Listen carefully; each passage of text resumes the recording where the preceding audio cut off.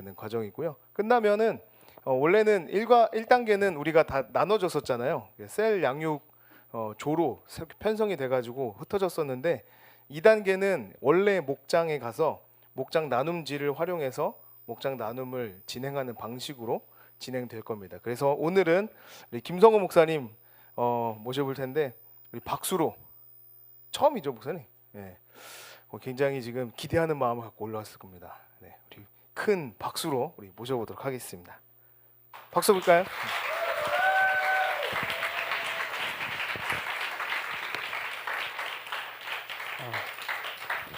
네, 이렇게 또 우리 신광교회의 기둥들을 함께 뵐 수 있어서 되게 반갑고 감사한 마음입니다. 혹시 제가 조사를 한 가지 좀 먼저 해보고 좀 시작을 하고 싶은데요.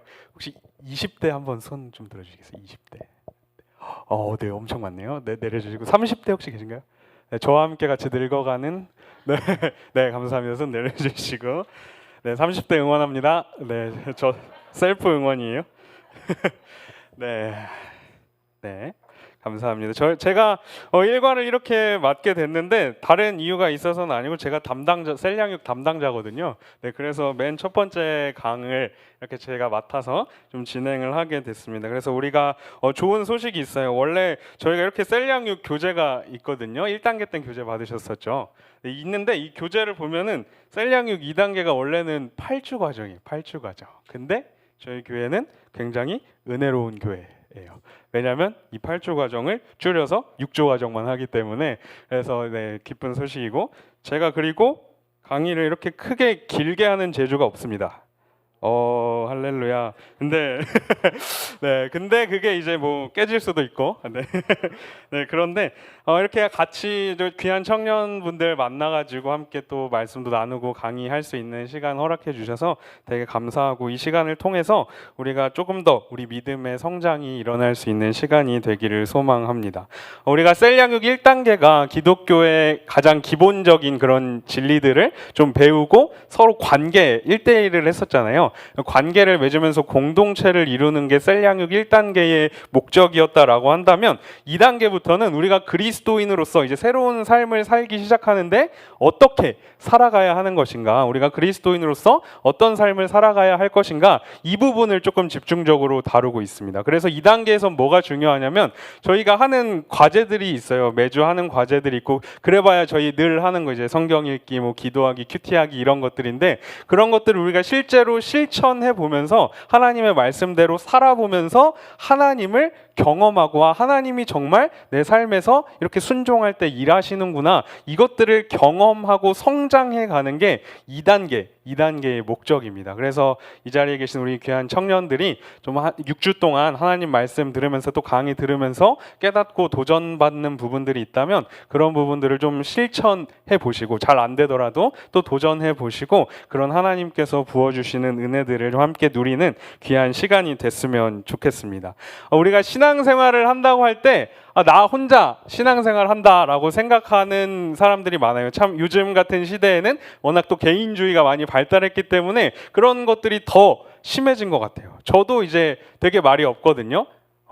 제 이름이 혹시 기억나시나요? 갑자기 딱 생각나는데 제가 소개를 한 번 더 해야 될 것 같아요. 제 김성호 목사라고 하는데요. 왜냐하면 저희 네치 우리 청년들 많이 가셨었잖아요. 네치 갔는데 네치가 끝나고 이렇게 교회에 돌아왔는데 이제 복도에서 한 청년을 딱 만났어요. 근데 그 청년이 이렇게 얘기하는 거예요. 목사님 우리 교회 목사님이셨어요? 와 이렇게 얘기를 하시더라고요. 그래서 청년들 제가 본 적이 없기 때문에 제가 그리고 별명이 있었습니다. 혹시 스타크래프트 아시나요?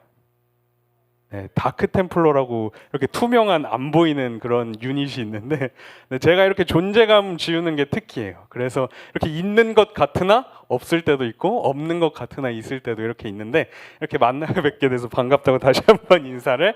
김성호 목사라고 합니다. 네, 기억해 주시고 신광교회 목사예요. 신광교회 목사. 네, 다시 돌아가서 우리 신앙생활 혼자 한다고 생각할 때가 많은데 사실 신앙생활을 저도 이제 워낙에 좀 조용하고 이렇게 사람들 막 넓게 이렇게 두루두루 사귀는 편이 아니다 보니까 신앙생활 나 혼자 하는 게 되게 편하고 되게 좋거든요. 그래서 우리가 교회를 오랫동안 다니면서도 나 혼자 그냥 잘 믿으면 되지, 우리가 막 공동체를 왜 맺고 왜 나눔은 왜 하고 이런 생각들을 가지면서 살아갈 때가 참 많다라는 거죠. 그런데 하나님께서, 성경을 보면 하나님께서 자신을 드러내실 때 삼위일체 하나님으로 이렇게 드러내십니다. 직접적인 용어가 나오진 않지만 삼위일체로 계신다는 건 뭐냐면 세 분이 이제 한 분이시라는 건데 공동체로 계시다라는 거죠. 공동체로 계시기 때문에 완전한 사랑과 연합 관계 안에서 하나님이 공동체로 계시고 하나님이 우리를 창조하실 때 하나님의 형상대로 창조하셨다라고 성경이 기록하고 있는데, 그 말은 뭐냐면 우리 역시 공동체로 존재해야만 하는 사람들이라는 거죠. 우리가 공동체가 아니고서는 하나님의 그 은혜와 사랑을 제대로 누릴 수가 없다라는 겁니다. 그래서 우리가 하나님의 사랑을 또 경험하고 하나님의 말씀들을 듣고 우리가 그 말씀들을 행할 수 있는 그 공동체가 필요해요. 실제로 하나님의 뜻대로 행할 수 있는 공동체가 필요하고, 그 공동체 안에서 하나님께 순종하면서 하나님 뜻대로 살아가 볼 때 우리의 신앙이 훨씬 더 깊이 있게 되는 것을 경험할 수가 있습니다. 그래서 내가 정말 신앙생활 잘하고 있다라는 증거가 뭐냐면 내가 있는 공동체가 어떠냐 이거예요. 나로 인해서 그 공동체가 살아나고 좋아지고 행복해지고 있다면 신앙생활 잘 하는 겁니다. 그렇다고 막 우리 술 마시러 가자 맨날 막 데리고 가가지고 이렇게 주점에서 막 모이고 그러지 마시고, 네, 이렇게 공동체가 정말 나로 인해서 살아나고 예수님의 생명을 경험하는 거, 그게 우리가 바른 신앙을 가지고 우리가 제대로 신앙이 성장하고 있다라는 증거라고 볼 수 있다라는 거죠. 그래서 내가 있는 데가 막 힘들어, 집에도 가면 나 때문에 부모님이 너무 스트레스 받고 우리 형제 자매들이 스트레스 받고 힘들어해. 그러면 내가 제대로 신앙이 바로 서 있지 못하다는 증거일 수가 있다라는 거죠. 그만큼 공동체가 굉장히 중요합니다. 그래서 우리가 이거 셀양육 할 때도 공동체의 중요성을 기억하시고 우리가 배운 것들을 그 공동체 안에서 실제로 실천해 볼 수 있는 그런 삶을 좀 살아갈 수 있었으면 좋겠습니다. 오늘 우리가 1강 그리스도 안에서 승리를 경험하는 삶이라는 제목으로 좀 한번 강의를 해보려고 하는데요. 주제 말씀을 제가 요한일서 5장 4절로 정했습니다. 우리 한번 같이 읽어볼까요? 시작.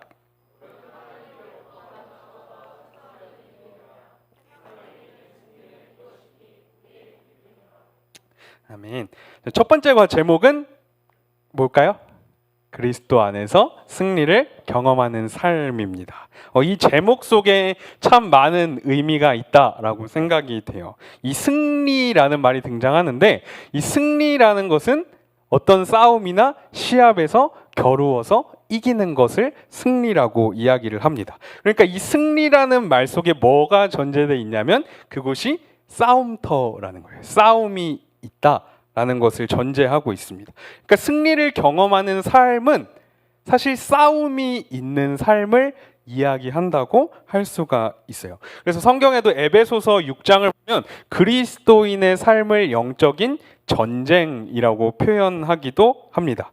우리의 삶에 이러한 전쟁이 일어나고 있다라는 것을 우리가 인식하지 못하고 살아가면 사실 힘들어요. 제대로 신앙생활을 할 수가 없습니다.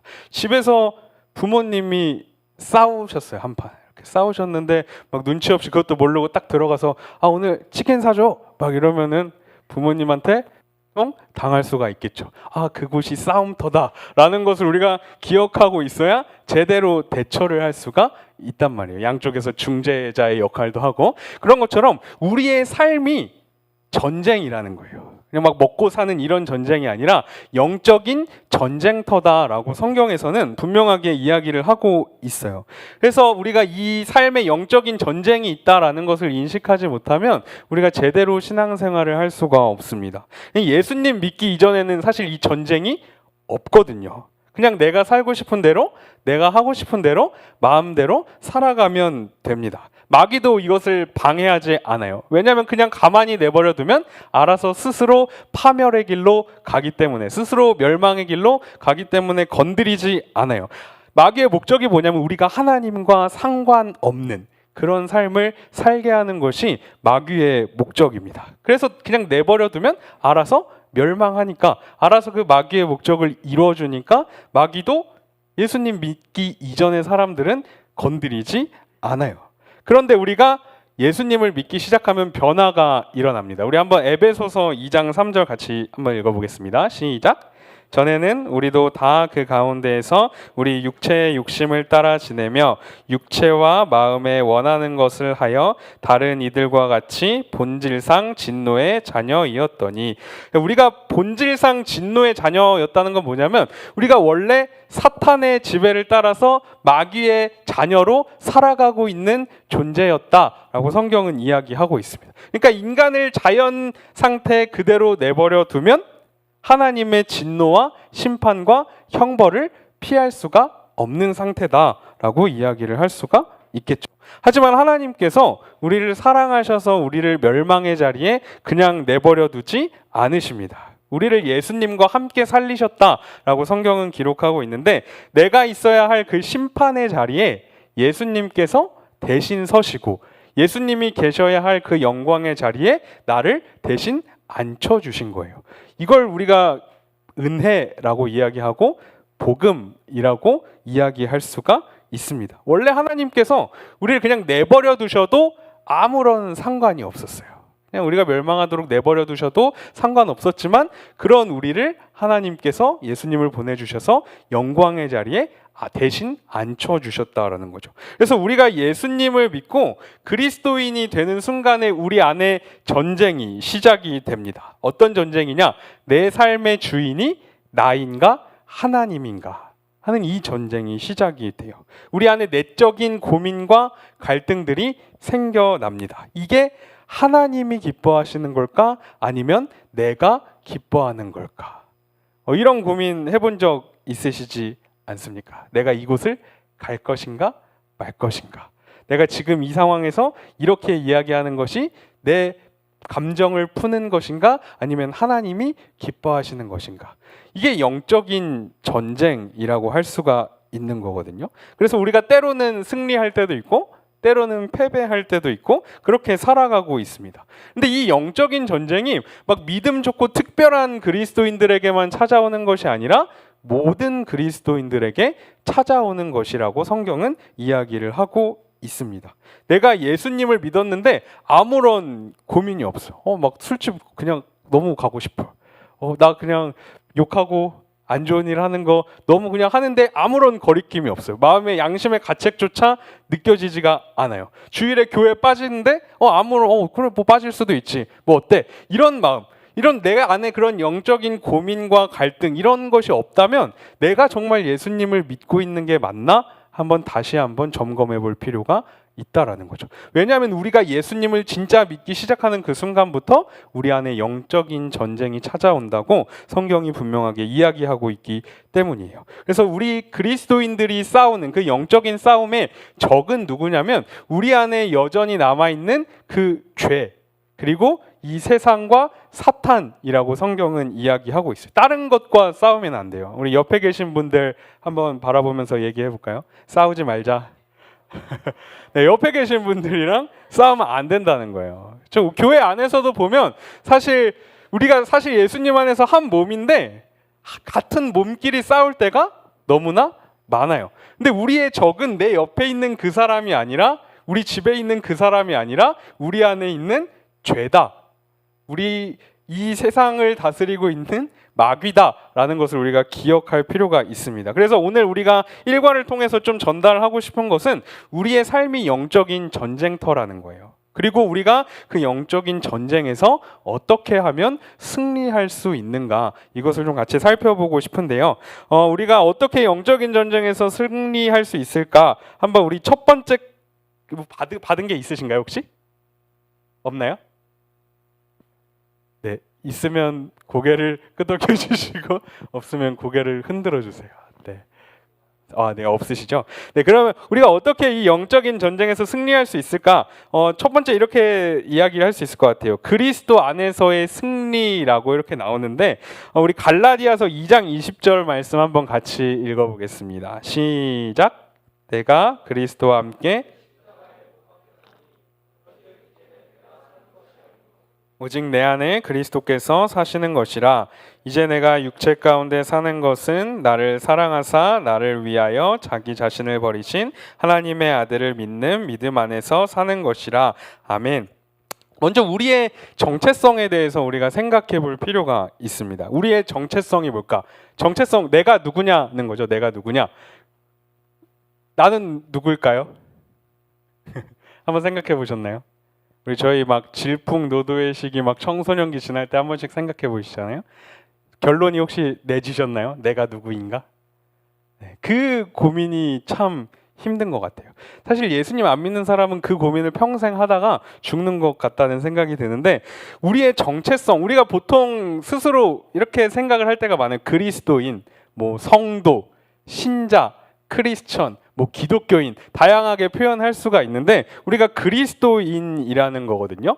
나를 이제 그리스도인, 내가 그리스도인이다라는 이 정체성을 우리가 먼저 기억을 해야 되는데, 그리스도인이라는 말 뜻이 뭘까요? 그리스도인.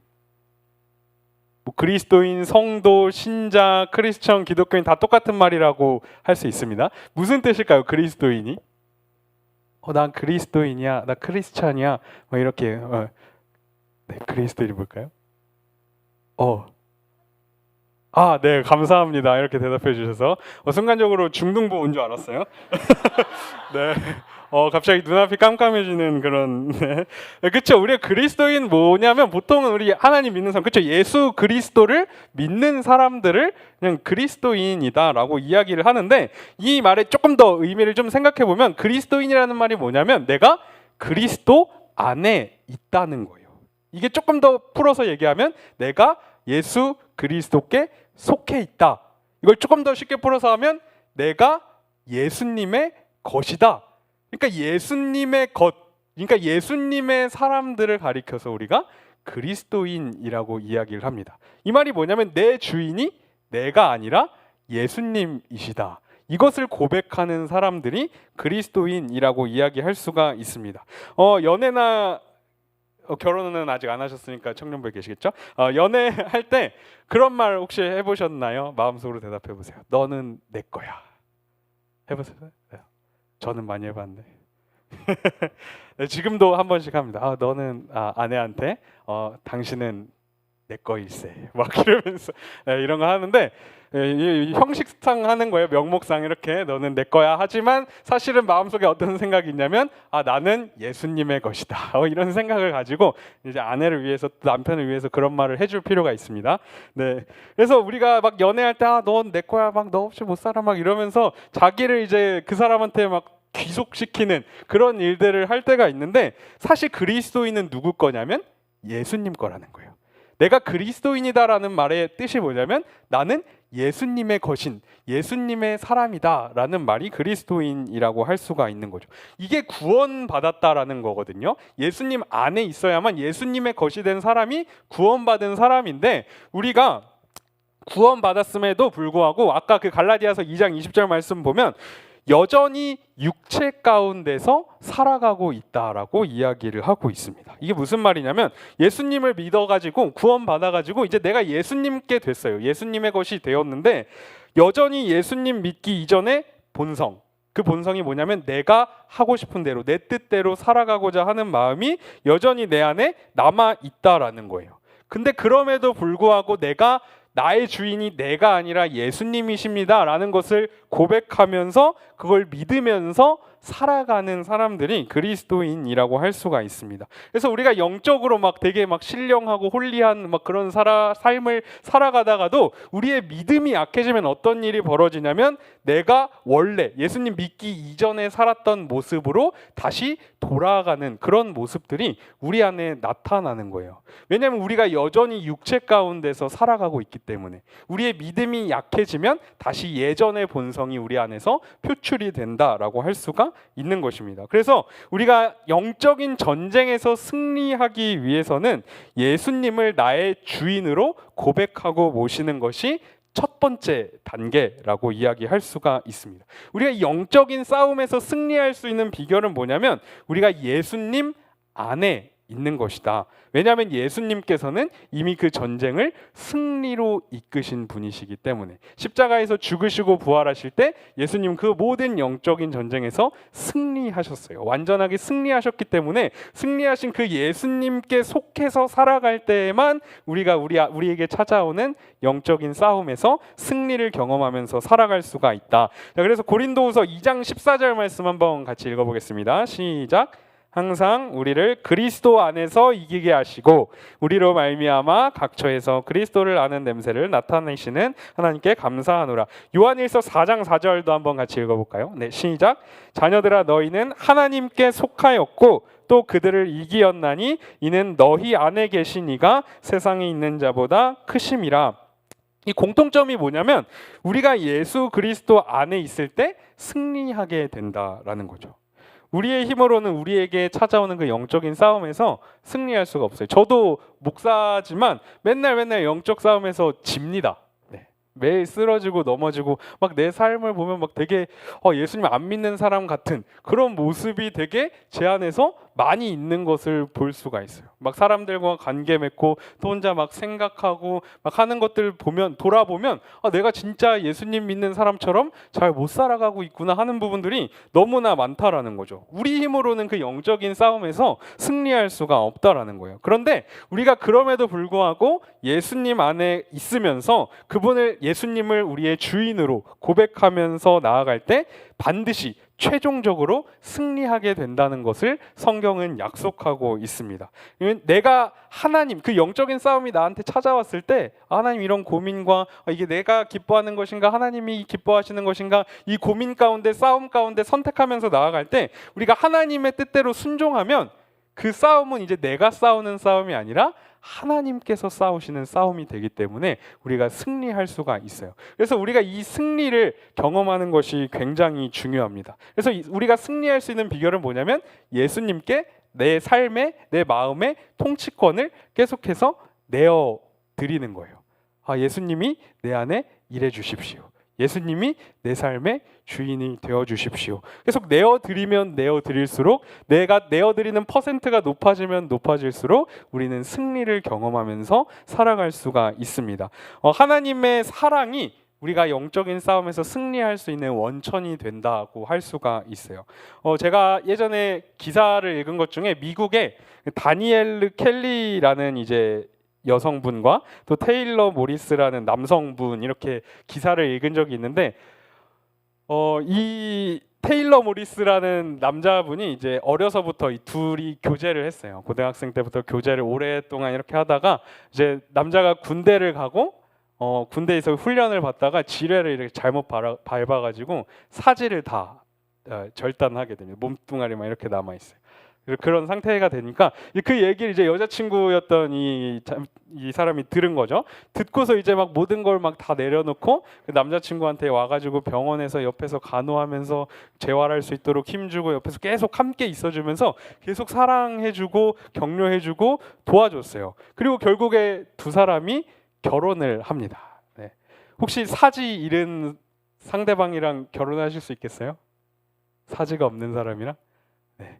없단 말이에요. 근데 그 여자친구의 그 무한한 포기하지 않는 그 사랑이 그 남자가 그 힘든 절망적인 상황을 이겨낼 수 있도록 도와줬고 결국에 그 사랑의 귀한 열매가 맺힌 것을 좀 보면서 되게 감동을 많이 받았어요. 이 사랑이라는 게 이런 거구나 하는 생각이 들었어요. 사실 오늘날 사랑한다고 막 얘기하고 연애하고 막 서로 사랑해 이런 고백들 하는데 사랑이 너무 가벼워졌어요. 사실 성경에서 말하고 있는 사랑은 거의 피투성이 사랑이거든요. 막 한 사람이 죽고 막 희생하고 헌신하고 그런 결단과 희생과 수고가 있어야 되는 사랑인데 사실 오늘날 그냥 내 마음에 조금 안 들면 이제 막 사랑 더 이상 안 하고 막 헤어지고 관계를 끝내고 그런 모습들이 사실 너무 많은 걸 보게 돼요. 그러니까 되게 사랑이 가벼워졌다라는 생각이 많이 드는데 사실 진짜 사랑은 성경에서 우리에게 보여주고 있는 사랑은 죽음을 포함하고 있는 사랑입니다. 그만큼 희생과 수고와 헌신이 필요한 것이 사랑이라고 이야기할 수 있습니다. 근데 그렇기 때문에 그 수많은 공격과 위협과 유혹 속에서도 우리가 이겨낼 수 있는 힘이 어디서 오냐면 이 사랑에서 온다라는 거예요. 이 방금 얘기했던 이 두 사람의 사랑보다 훨씬 더 크고 무한한 사랑이 사실 하나님으로부터 우리에게 이미 주어졌다라고 성경은 이야기하고 있습니다. 그게 우리가 승리할 수 있는 비결이라는 거죠. 그래서 로마서 8장에 보면 우리를 사랑하시는 이로 말미암아 우리가 넉넉히 이긴다라고 이야기를 하고 있어요. 그래서 우리를 향한 그 하나님의 끊을 수 없는 사랑 때문에 우리가 때로는 우리 안에 전쟁이 찾아오고 그것에 쓰러지고 막 실패하고 넘어질지라도 다시 일어설 수 있고 다시 힘을 얻을 수 있는 이유, 하나님이 우리를 너무나 사랑하고 계시다라는 거죠. 그런데 하나님께서 이렇게 우리의 통치권, 우리의 주인된 그 권한을 받기를 원하시는데, 야, 너 네 마음 내놔 이러면서 강제로 막 빼앗는 그런 하나님이 아니시라는 거예요. 막 네 주권 내놔 이러면서 마음대로 내 마음 뺏어서 다스리시는 분이 아니시라는 거예요. 하나님께서는 인격적인 하나님이세요. 그래서 하나님이 우리의 마음을 어떤 방식으로 얻으시냐면 이 사랑으로 얻으신다는 거죠. 제가 고등학교에 다닐 때 부모님의 사랑을 정말 깊이 경험했던 사건이 있습니다. 뭐 다 이야기할 수는 없지만 그 사건을 경험한 이후로 이 두 분이 정말 나를 사랑하시는구나, 이걸 깊이 깨달은 적이 있어요, 고등학교 때. 그래서 부모님은 저한테 효도하라고 한마디도 안 하시거든요. 근데 제 마음속에는 어떤 마음이 있냐면 효도하고 싶어요. 잘 해드리고 싶어요. 그냥 제 마음을 드리고 부모님이 기뻐하시는 일을 하고 싶습니다. 왜냐하면 그 사랑을 알거든요. 그러니까 하나님께서 우리 안에 역사하시는 방법도 이거예요. 너 이거 해, 너 막 성경 읽어, 너 기도해, 예배 참석해, 이렇게 막 강압적으로 하시는 하나님이 아니시라 하나님의 사랑을 우리에게 보여주시고 깨닫게 하시고 설득하심으로 우리의 마음을 얻기를 원하신다라는 거예요. 하나님께서 우리한테 원하시는 순종은 그냥 단지 그냥 겉으로만 하는 그런 순종이 아닙니다. 하나님께서는 우리가 마음을 다해서 하나님을 다 사랑하는 마음을 가지고 하는 그런 기뻐하는 순종을 원하시는 것이지 단순히 우리의 그냥 행동을 원하시는 것이 아니라는 거예요. 그래서 하나님께서 우리를 이러한 사랑으로 통치하시고 다스리고 계시다라는 거죠. 자, 그럼 이 하나님의 사랑이 어떤 사랑인가 보면 출애굽기 한번 34장 6절 한번 같이 읽어보겠습니다. 시작. 여호와께서 그의 앞으로 지나시며 선포하시되 여호와라 여호와라 자비롭고 은혜롭고 노하기를 더디하고 인자와 진실이 많은 하나님이라. 이게 어떤 장면이냐면 하나님께서 모세에게 자신을 나타내 주시면서 자신에 대해서 이야기해 주신 말씀인데 뭐라고 이야기하냐면 하나님께서 스스로를 인자와 진실이 많은 하나님이시다라고 이야기를 하고 있습니다. 여기서 이 인자라는 걸 좀 기억했으면 좋겠습니다. 자, 우리 시편 23편 6절 한번 더 읽어보겠습니다. 시작.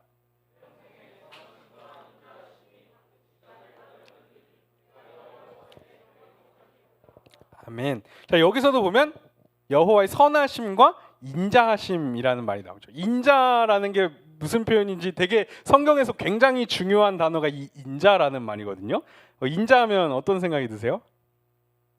되게 온화하고 막 이렇게 웃음 짓고 저 같은, 네, 죄송합니다. 네, 이런 게 생각나는데 이 인자라는 말이 뭐냐면 사랑이에요. 사랑. 이 사랑이라는 뜻인데 조금 더 어려운 히브리 말로 하면 헤세드라는 말입니다. 헤세드. 인자라는 말인데 이게 뭐냐면 인애라고도 표현이 돼요. 인애. 그래서 이게 무슨 사랑이냐면 하나님의 언약, 하나님의 약속적 사랑을 의미하는 말이 이 인자, 인애라는 말입니다. 이 말이 뭐냐면 반드시 약속을 지키시는 사랑이라는 거예요. 하나님의 이러한 사랑을 특별하게 보여주는 성경이 있는데 호세아라는 성경이 있습니다. 성경에 뭐 호세아 혹시 아세요? 네, 호세아라는 성경이 있어요. 네, 호세아를 보면 하나님께서 이 호세아가 사람 이름인데 선지자 이름인데 이 호세아 선지자에게 고멜이라는 여자를 찾아가서 그 여자랑 결혼을 해라 이렇게 말씀을 하십니다. 근데 이 고멜이라는 여자가 어떤 여자였냐면 성경의 표현을 그대로 쓰면 음란한 여자였어요. 그러니까 성적으로 되게 방탕하고 타락하고 그 당시 시대에 자신의 몸을 팔아서 생계를 유지하는 여자가 이 고멜이라는 여자였는데 이 호세아 선지자에게 하나님께서 네가 가서 고멜이라는 여인과 결혼해라 라고 말씀을 하십니다. 네, 그래서 이 호세아가 하나님의 이 말씀에 순종해서 고멜이라는 여자를 아내로 맞이를 했어요. 이후에 어떤 삶이 펼쳐졌을까요? 이 고멜이라는 여자가 결혼하고도 여전히 자신의 습성을 버리지 못해요. 결혼하고 아이를 갖고 아이도 낳고 했는데 다시 막 다른 남자들한테 가는 거예요. 그래서 데려오니까 또 가는 거예요. 이렇게 계속해서 집을 나가고 다른 남자 품에 안겨 있는 것들을 이제 성경에서 기록을 하고 있는데, 하나님께서 그런 상황에서 호세아 선지자에게 뭐라고 말하냐면, 네가 다시 가서 네 아내를 데리고 와라. 혹시 그 아내를 데리고 오기 위해서 필요한 것들이 있다면 그것을 다 지불하고서라도 다시 데리고 와라. 이렇게 말씀을 하세요. 우리 상식으로는 이해할 수가 없죠. 이제 바람 피면 내 애인이 바람 피면 어떻게 하시겠어요? 바로 그냥 쌍샷을 그냥 바로 그냥 끝이죠. 그렇죠? 맞아요. 어떻게든 막 갚아주고. 네, 그게 이제 우리의 사랑인데, 하나님께서 이 호세아라는 성경을 통해서 우리에게 어떤 걸 보여주시길 원하자면, 하나님의 사랑이 어떤 사랑인가, 이것을 보여주시기를 원하셔서 호세아 선지자에게 그런 이야기를, 그런 명령을 하신 거예요. 이스라엘 백성들이 사실 하나님의 신부 역할을 하는 게 이스라엘 백성들이었거든요. 그런데 이 이스라엘 백성들이 끊임없이 하나님이 아니라 다른 신들을 섬깁니다. 그러니까 영적으로 간음을 해요. 바람 핀 거죠. 그래서 하나님 외면하고 배신했지만 하나님께서 끝까지 그 하나님의 백성들을 포기하지 않으시고 다시 찾아가시고 또 찾아가시고 또 찾아가시고 계속해서 찾아오셔서 그 이스라엘 백성들을 다시 하나님의 그 신부의 자리로 앉혀 놓으신 이 사랑을 보여주는 성경이 이 호세아라는 성경입니다. 심지어 하나님께서는 이후에 독생자, 자신의 독생자, 유일하신 아들 예수 그리스도를 보내시는 그 무한한 대가를 지불하시면서도 우리를 하나님의 자녀로 삼아 주신 거죠. 그러니까 우리를 향한 하나님의 사랑은 어떤 사랑이냐면 이런 신실한 사랑이라는 거예요. 절대 포기하지 않고 끝까지 우리를 추격해서 쫓아오는 그런 사랑이 바로 하나님께서 우리를 향한 사랑이다라고 성경은 이야기를 하고 있습니다. 그래서 로마서 8장 38, 39절 한번 보겠습니다. 시작.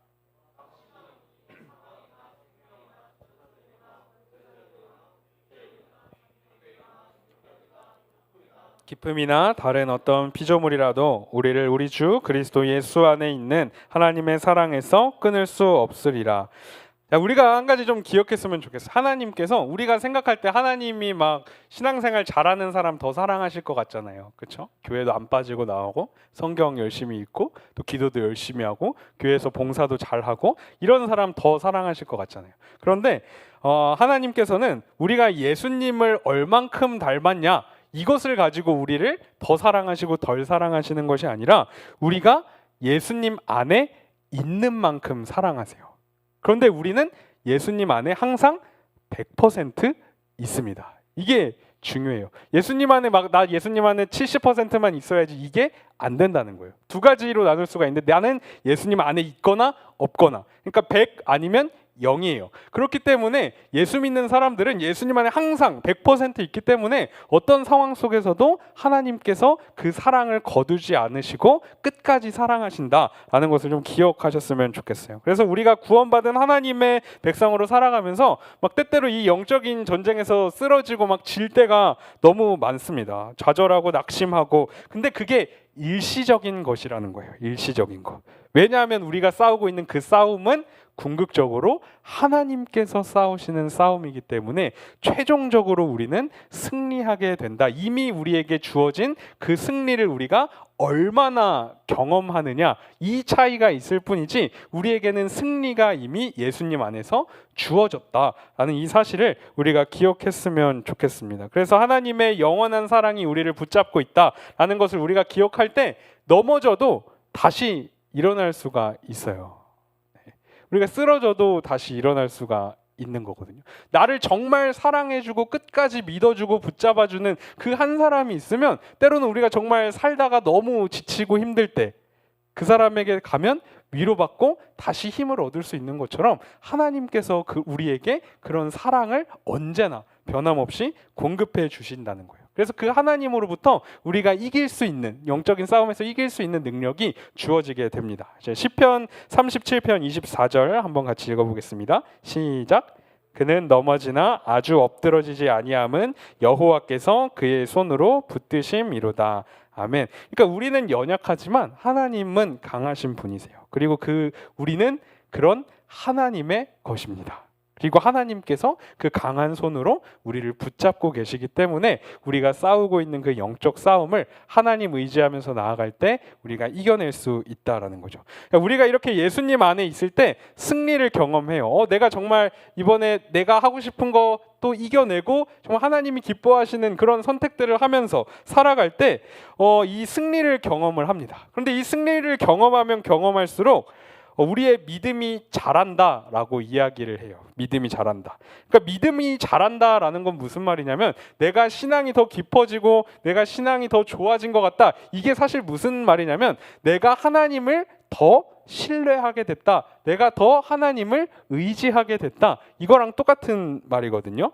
성경에 보면 아브라함이라는 사람이 등장하는데 우리가 아브라함의 별명이 뭐냐면 믿음의 조상이에요. 믿음의 조상. 그만큼 믿음에 관해서 특별한 인물이다라고 성경에 기독교 안에서 이야기를 하는데 아브라함이 믿음의 조상이라고 하면 굉장한 막 믿음을 가진 사람 같지만 사실 아브라함의 처음 삶을 보면 하나님께서 아브라함을 부르시고 얼마 안 됐을 때의 삶을 보면 하나님 말 진짜 겁나 안 듣습니다. 똑같은 죄 또 짓고 쓰러지고 넘어지고 그런 모습들이 보여요.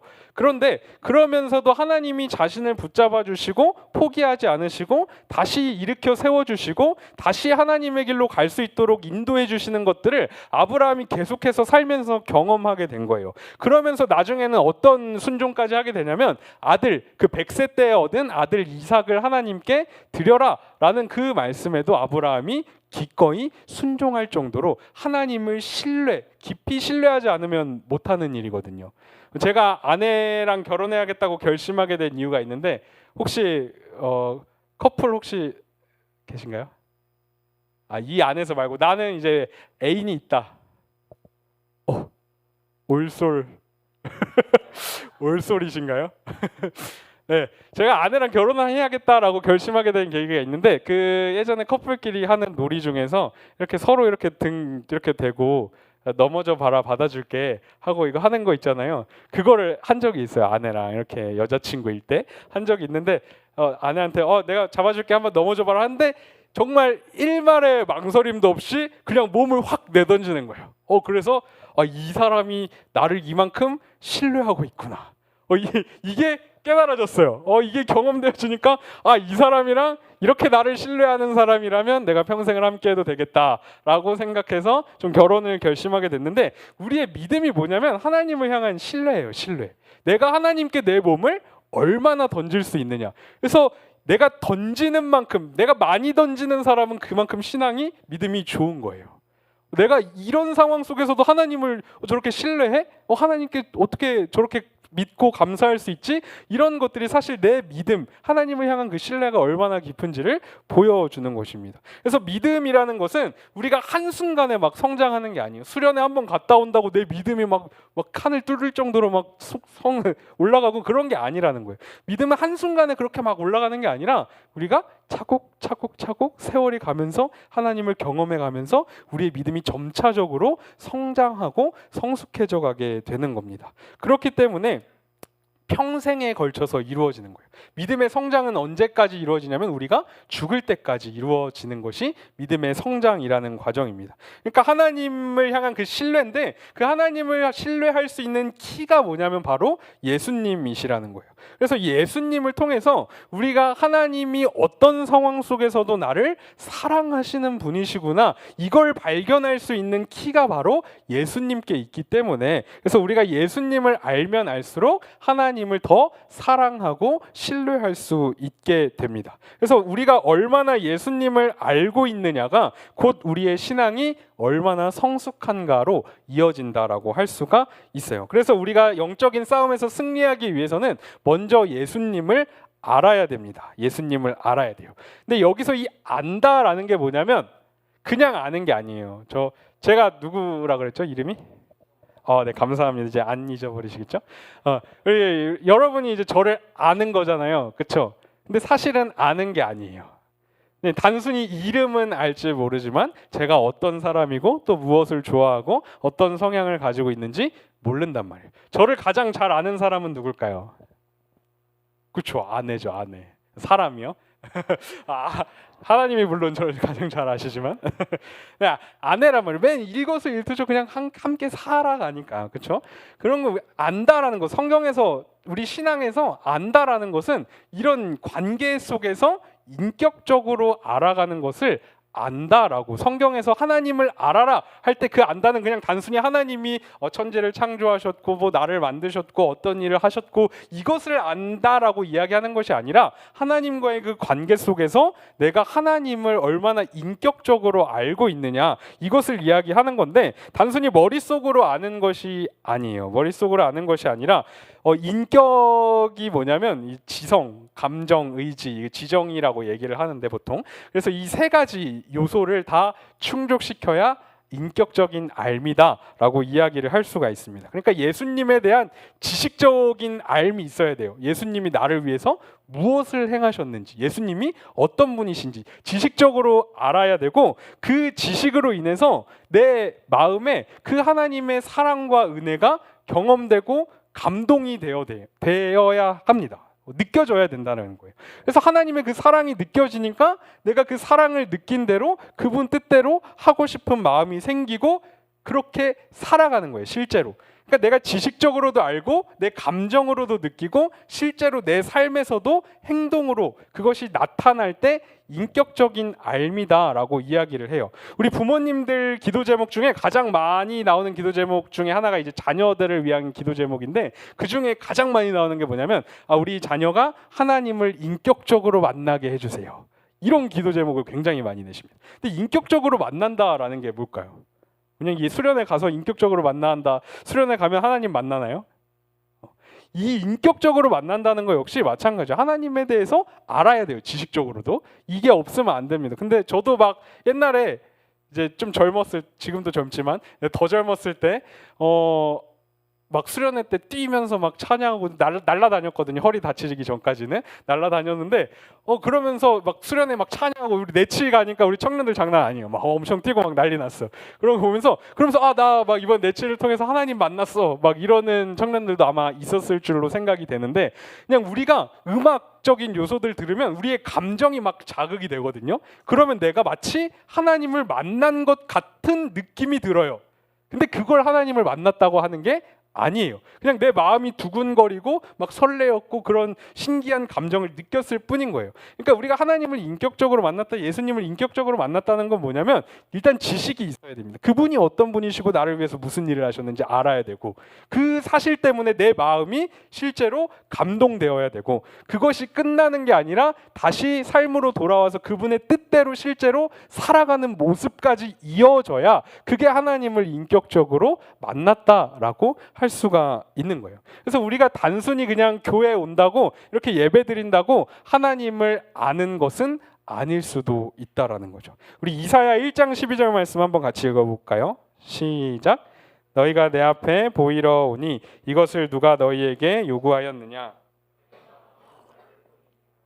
이거 보면 하나님께서 이스라엘 백성들이 여전히 하나님께 제사 드리고 막 하나님께 제물 가지고 나오고 막 그러는 거예요. 하나님이 말씀하신 막 명령들 순종하고 그런 모습들을 보여주는데, 의무들을 막 행했는데 하나님께서 너희가 나한테 너희가 드리는 것을 받지 않겠다라고 말씀하시면서 내 마당만 밟을 뿐이다라고 이야기하는 거예요. 그러니까 교회에는 왔지만 하나님 못 만난 거예요. 교회에는 왔지만 하나님을 알지 못한 거예요. 그러니까 우리가 단순히 종교적인 어떤 행위 이런 것들을 한다고 하나님을 아는 것이 아닐 수도 있다라는 거죠. 그렇기 때문에 우리가 뭐 해야 되냐면 기도해야 되는 거예요. 왜냐하면 하나님께서 자신을 우리에게 알려주시지 않으면 하나님을 우리가 알 수 없기 때문에. 그래서 하나님이 우리에게 자신을 알게 해주셔야만 우리가 하나님을 알 수 있기 때문에 하나님, 제가 하나님 알고 싶습니다. 하나님, 저에게 하나님을 알려주세요. 기도해야 되는 거예요. 그래서 기독교는, 신앙생활은 처음도 은혜고 중간도 은혜고 끝도 은혜예요. 다 하나님이 안 해주시면 아무런 의미가 없고 아무것도 할 수가 없는 것이 이제 기독교 신앙입니다. 우리가 이제 영적인 그 싸움에서 또 성장해 가야 되는데, 우리가 하나님의 말씀을 단순히 듣는 것뿐만 아니라 그 말씀을 듣고 실제로 행할 때 우리의 믿음이 자란다고 성경은 이야기합니다. 우리 요한계시록 1장 3절 한번 같이 읽어보겠습니다. 시작. 이 예언의 말씀을 읽는 자와 듣는 자와 그 가운데 기록한 것을 지키는 자는 복이 있나니 때가 가까움이라. 자, 이걸 보면 여기서 읽고, 예언의 말씀, 이게 성경을 가리키는 거거든요. 성경을 읽고 듣고 지키는 거, 지킨다는 게 이제 행한다라는 뜻이에요. 그래서 행하는 사람에게 복이 있다라고 이야기를 합니다. 제가 아까 오 목사님이 소개해 주셨을 때 잠깐 얘기하셨지만, 이제 저희 아기가 49일이 됐어요. 49일 됐는데 처음에 이제 조리원에서 나와가지고 집으로 모시고 올 때 뭘 계속 봤냐면, 아기 목욕시키는 영상을 유튜브로 진짜 엄청 많이 봤어요. 이렇게 목욕시키는 거구나. 엄청 많이 봤거든요. 그리고 이제 실제로 이제 실전 들어가야 되잖아요. 실전 딱 들어가서 목욕시키려고 딱 했는데 완전 난장판. 하나도 안 돼요. 봤던 대로. 그러니까 목욕시키는 영상 아무리 많이 봐도 실제로 해봐야 그걸 안다는 거죠. 요리 레시피 아무리 막 수천 번 봐도 머릿속에 다 암기되어 있어도 실제로 그 요리를 해보지 않으면 제대로 알 수가 없는 거예요. 마찬가지로 신앙생활에 있어서 우리가 하나님의 말씀을 아무리 많이 들어도 그 말씀대로 직접 살아보지 않으면 그 은혜가, 그 감격이, 그 엄청난 감동이 얼마나 큰지 알 수가 없어요. 하나님이 정말 나를 인도하시고 사랑하시는구나, 이것을 우리가 진짜 순종해 보기 전까지는 알 수가 없다라는 거죠. 발을 바다에 내디뎌 봐야 물 위를 걸을 수가 있는 거예요. 베드로가 그랬었죠. 그러니까 우리가 하나님께 순종하는 것이 굉장히 중요합니다. 우리가 하나님께 순종할 때 하나님의 역사를 경험할 수 있고 하나님의 은혜를 경험할 수 있고, 이런 경험들이 쌓이면서 우리가 점점 하나님을 향한 그 신뢰가 깊어져 가게 되는 거죠. 그래서 어떤 상황 속에서도 하나님을 신뢰하려면 이러한 순종들, 이 말씀을 실제로 행하는 그러한 것들이 쌓여서 우리의 믿음이 자라게 된다라고 이야기할 수가 있습니다. 그래서 이 기독교에서의 믿음은 단순히 우리가 머리로만 아는 믿음이 아니라 그것을 실제로 행하고 살아내는 것을 포함하고 있는 것이 기독교에서 믿음이라고 할 수가 있습니다. 그래서 야고보서에 보면 행함으로 그 믿음이 온전해지고 행함이 없는 믿음은 죽은 믿음이다라고 이야기하고 있기도 해요. 그래서 우리가 이렇게 믿음을 가지고 살아가야 되는데, 우리가 영적으로 믿음이 성장한다라고 했을 때 이 믿음이 성장하는 것은 우리의 삶의 모든 영역에 영향을 미칩니다. 개인이나 우리 가정이나 교회 공동체나 내 직장 생활이나 사회 생활과 사람들과 관계 맺는 이 모든 영역에 있어서 영향을 미칩니다. 네덜란드의 수상이자 신학자였던 사람 중에 아브라함 카이퍼라는 사람이 있어요. 이분이 어떤 이야기를 하셨냐면, 세상의 모든 영역 가운데 그리스도가 주인이 아닌 영역은 단 한 부분도 없다, 이런 말씀을 하셨어요. 그래서 하나님께서 이 모든 세계, 나뿐만 아니라 우리 교회뿐만 아니라 이 세상의 모든 것의 창조주이시고 모든 것의 하나님이신데, 그 모든 영역을 다시 하나님의 뜻대로 회복시키는 그 일을 바로 우리 그리스도인들을 통해서 하신다라는 거예요. 그래서 나를 통해서 우리 가정이 하나님 나라로 회복되고, 우리 교회가 하나님 나라로 회복되고, 우리 목장이 하나님 나라로 회복되는 그 일을 바로 나를 통해서 하신다라고 이야기할 수가 있는 거죠. 그래서 교회 다니는 사람 중에 되게 힘든 부류의 사람들 중에 되게 이중적인 삶을 사시는 분들이 있어요. 그래서 이 자리에 있는 청년분들, 이제 부모님들 중에서도 교회에서 막 중직에 계시고 직분 가지고 계시고 그런 분들 중에서 교회에선 되게 천사신데 집에 오시면 막 악마로 변하시는 분들이 있어요. 그리고 교회에서는 되게 천사인데 직장에 가면 악마로 변하시는 분들이 있어요. 근데 예수 믿는 사람은 그게 제대로 된 신앙의 모습이 아니라는 거예요. 우리 신앙은 모든 삶에 영향을 미칩니다. 그냥 교회에서만 하는 게 신앙생활이 아니라 내가 이 세상에서 살아가고 있는 모든 그 삶이 신앙생활이에요. 그래서 우리의 믿음이 단지 교회에서만 영향을 미치는 것이 아니라 우리가 나가서 사회생활할 때, 가정에서 관계 맺을 때, 친구들과 관계 맺을 때 그 모든 관계 속에서 영향을 미치는 것이 이 신앙이라는 것입니다. 여전히 우리가 정말 그렇게 살아가려고 할 때 어려움과 그 갈등, 아까 얘기한 그런 영적인 전쟁들이 우리 안에 찾아오지만 하나님께서 이 세상보다 크신 분이시기 때문에 우리가 내 마음에 안 들더라도 하나님의 뜻을 구하면서 그 뜻에 순종하면서 나아갈 때 하나님께서 하시는 놀라운 일들을 경험할 수가 있어요. 이건 순종해 보기 전까지는 모릅니다. 내가 이렇게 하면 이 세상의 방법으로 내 생각으로 이렇게 하면 망할 것 같은데, 이렇게 하면 너무 억울할 것 같은데, 이렇게 하면 안 될 것 같은데, 그런 생각이 찾아올 때 하나님 신뢰하면서 하나님께 순종하면, 하나님이 원하시는 선택을 하면서 나아가 보면 하나님이 진짜 일하시는구나. 하나님께서 진짜 역사하시고 은혜를 베풀어 주시는구나. 이것들을 경험하게 될 줄 믿습니다. 그래서 우리가 이런 순종의 기회들이 찾아왔을 때 하나님을 경험할 수 있는 기회들을 놓치지 않으셨으면 좋겠어요. 날마다 하나님의 은혜를 구하면서 하나님께 도와달라고 기도하셔야 됩니다. 저도 이겨낼 수 없습니다. 우리 힘으로 이겨낼 수 없기 때문에 날마다 기도하셔야 돼요. 내가 내 힘으로 할 수 있다, 내 노력으로 할 수 있다, 내 부지런함과 성실함으로 해낼 수 있다, 안 됩니다. 우리의 힘으로는 할 수가 없어요. 하나님의 은혜를 구하면서 나아가야 됩니다. 그래서 성경을 보면 되게 좀 참 재밌는 것들이 많은데, 좋은 부모님 혹은 좋은 선생님들 밑에서 완전히 악한 사람들이 나올 때가 있어요. 그리고 반대로 진짜 최악의 사람인 것 같은데, 최악의 교사인 것 같은데, 그런 사람들 밑에서 굉장히 훌륭한 믿음의 사람들이 나오는 경우가 성경에 왕왕 기록이 되어 있습니다. 이게 무슨 말이냐면 우리 힘으로 하는 게 아니라는 거예요.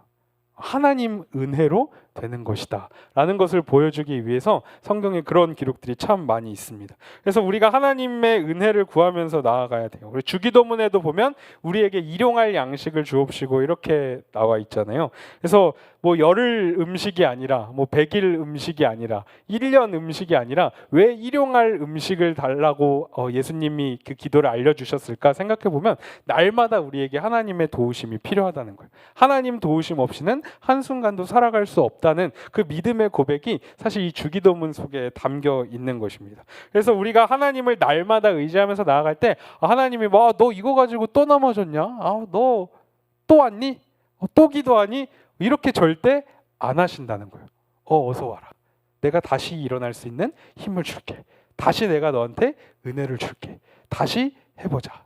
다시 가라. 이렇게 우리를 격려해 주시고 위로해 주시고 힘 주시는 분이 우리 하나님이시라는 것을 좀 기억했으면 좋겠습니다. 그리고 또 우리가 훈련의 기회들이 있을 때 부지런히 참여를 하시기를 바랍니다. 디모데전서 4장 7절 보면 경건에 이르도록 내 자신을 연단하라 이런 말이 나오는데 이 연단하라는 말은 훈련하라, 연습하라 이런 뜻을 가지고 있어요. 한순간에 되는 게 아니기 때문에 우리는 훈련하고 연습을 해야 됩니다. 그래서 우리가 성경에 보면 우리를 예수님 믿는 사람들을 하나님의 군사라고 표현을 하고 있어요. 그래서 신앙생활은 영적인 전쟁입니다. 우리가 겉으로 보여지는 이 삶이 다가 아니라는 거예요. 그래서 훈련하지 않는 군사가 전쟁에 나갈 수 없는 것처럼, 나간다고 해도 금방 죽을 뿐인 것처럼 우리가 영적인 군사이기 때문에 우리가 부지런히 훈련에도 참여해야 되고 또 여러 가지 연습과 준비들을 해 나가야 합니다. 그래서 한순간에 완성되는 것이 아니기 때문에 반복해야 돼요. 그래서 말씀 한 10년 한 교회에서 들으면 똑같은 얘기가 또 나와요. 똑같은 얘기가 또 나오고 이거 들었던 건데 계속 나오는데 사실 반복이에요. 신앙이라는 게. 우리가 익숙해지고 그런 것이 우리의 삶을 형성해 가게 되는 겁니다. 그래서 우리가 셀양육 2단계를 시작하고 또 강의들을 통해서 나한테 이제 어떤 것들이 필요하고 내가 어떤 삶을 살아가야겠구나 하는 것들을 듣게 될 텐데 듣는 것에서 그치지 말고 그것을 실제로 실천해 보시기를 좀 도전을 드리고 싶어요. 그래서 하나님의 은혜를 또 하나님께서 내 삶에 역사하신다는 것을 우리가 경험하면서 나아갈 수 있는 그러한 6주간이 될 수 있기를 소망합니다. 우리 찬양하고 기도하고 마치도록 하겠습니다. 내가